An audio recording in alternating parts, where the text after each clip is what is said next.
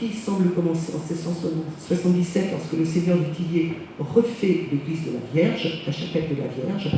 Je pense qu'il devait y avoir à l'origine une statue cultuelle qu'il a virée, parce qu'il a dû en offrir une plus belle, une de l'époque, enfin une à la mode, de la fin du XVIIe siècle, mais que les gens étaient attachés à cette statue et qu'il l'a mise sous le clocher.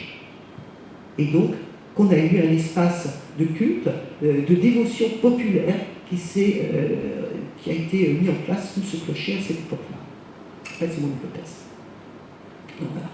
Alors, on a essayé ensuite de comprendre comment avaient été faites ces stries, ces cupules, etc.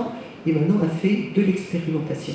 Alors, bon, j'ai travaillé plus particulièrement sur les cupules. On a deux types de traces. On a des traces qui sont faites où vous avez des outils qui laissent... Alors, on creuse. Ça, c'est un creux, hein. Et vous avez une petite pointe qui reste au fond. Et puis, ce sont des creux, même si ça paraît en relief, c'est du creux. Et vous avez des creux comme ça, où il n'y a pas de traces au fond. C'est ce que j'appelais les traces A, les traces B. Donc, après l'expérimentation, voilà, on a laissé la plaque. Alors, on a essayé de se rapprocher des enduits en plâtre, c'est de l'enduit en plâtre qui se trouve dans cette église. On a demandé à la commune une plaque de placo-plâtre pour faire cette expérimentation. Bon, c'est pas extraordinaire parce que le matériau n'est pas tout à fait le même, mais on s'en approche quand même. Je ne pouvais pas lui faire refaire, je ne pouvais pas faire refaire à Manon une expérimentation sur le mur de l'église, ça n'était pas possible. Et donc, elle a refait ça. Elle a fait des stries légères, des stries appuyées et des cupules de diamètre différents. Et donc ensuite, on a confronté les résultats. Voilà les types d'outils qu'on a utilisés.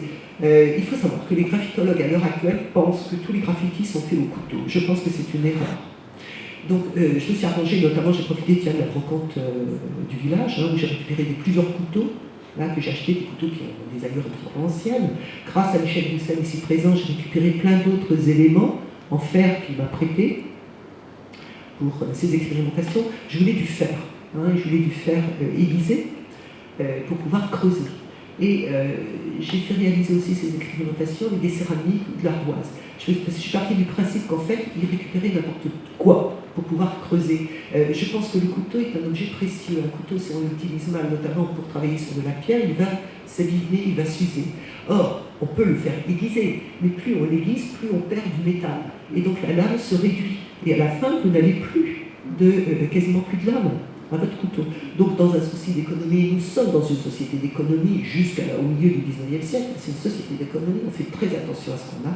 Je pense qu'ils ont dû récolter tout ce qu'ils trouvaient qui était jeté et qui ne leur coûtait rien pour faire ces fameuses stries, ces graffitis ou ces cupules. Alors, la réalisation a donné que les éléments en fer pointus correspondaient aux traces A. Parce que j'ai mis en dessous, voilà. C'est-à-dire, voilà. Donc les couteaux, les clous, on a un très beau clou de charpente, on a des clous tout simples, on a un élément de ferrure, de porte, etc., correspondent et laissent une petite pointe au fond. Donc c'est un objet pointu en métal. Et ces éléments-là, eh bien, à notre grande surprise, on s'est rendu compte que c'était parfaitement réalisable avec des morceaux de céramique, des tessons de céramique, avec simplement une petite particularité, c'est que chaque tesson de céramique que Manon a utilisé, selon la nature de la terre, a laissé une coloration de la terre qu'on n'a pas retrouvée sur les cupules. Mais bon, il y a du temps qui est passé, il y a eu du lessivage aussi dans l'église, on a pu avoir des phases d'humidité, peut-être que ces éléments ont disparu. L'ardoise aussi donne de bons résultats, mais laisse des traces noires. On n'est pas dans une terre d'ardoise ici, mais on est dans des terres d'argile, donc des inscriptions faites avec des morceaux de céramique sont tout à fait plausibles. Je n'ai pas mis tous les outils, on en a fait beaucoup, on en a fait presque une trentaine, on a fait une trentaine d'expérimentations. Et donc maintenant, pour les graffitis, on fait un